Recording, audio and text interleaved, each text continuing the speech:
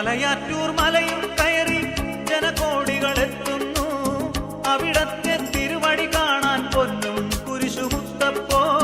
മലയാറ്റൂർ മലയും കയറി ജനകോടികളെത്തുന്നു. അവിടത്തെ തിരുവടി കാണാൻ പൊന്നും കുരിശുമുത്തപ്പോ.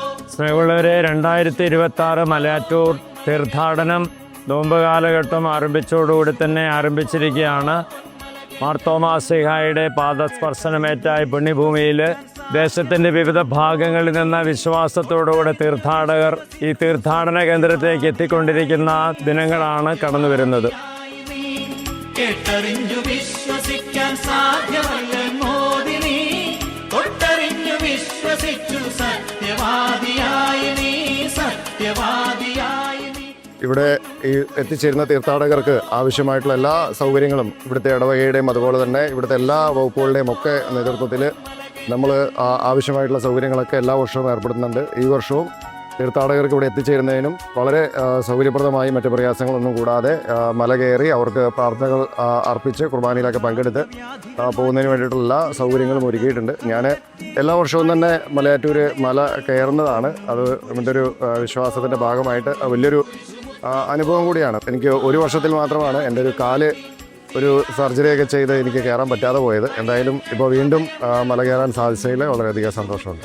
മലയാറ്റൂർ തോമാസ് ശ്ലീഹായുടെ പാദസ്പർശമേറ്റ പുണ്യഭൂമിയിലേക്ക് കാഞ്ഞിരപ്പള്ളിയിൽ നിന്ന് നടന്ന് എത്തിച്ചേർന്നതാണ്. വെള്ളിയാഴ്ച വൈകുന്നേരം 5 മണിക്ക് അക്കരപ്പള്ളിയിൽ വിശുദ്ധ കുർബാന അർപ്പിച്ചതിന് ശേഷം കാഞ്ഞിരപ്പള്ളി രൂപതയുടെ മെത്രാൻ അഭിബന്ധ്യ മാർ ജോസ് പുളിക്ക് പിതാവിൻ്റെ ആശീർവാദത്തോടുകൂടി 2 ദിവസങ്ങളിലായിട്ട് നടന്ന് ഇന്ന് ഇവിടെ ഈ മലയാറ്റൂരിൻ്റെ മല കയറി തോമാസ് ശ്ലീഹായുടെ പാദസ്പർശമേറ്റ പുണ്യഭൂമിയിൽ എത്തിച്ചേർന്നിരിക്കുകയാണ്. കാഞ്ഞിരപ്പള്ളി രൂപതയിലെ 148 ഇടവകയിൽ 13 ഫൊറോനയെ പ്രതിനിധീകരിക്കുന്ന ഓരോ ചെറുപ്പക്കാരാണ് ഇവിടെ എത്തിച്ചേർന്നിരിക്കുന്നത്. ജോലി ചെയ്യുന്നവരും പഠിക്കുന്നവരും ഒക്കെ ആയിട്ട് ഈ കൂടെയുണ്ട്.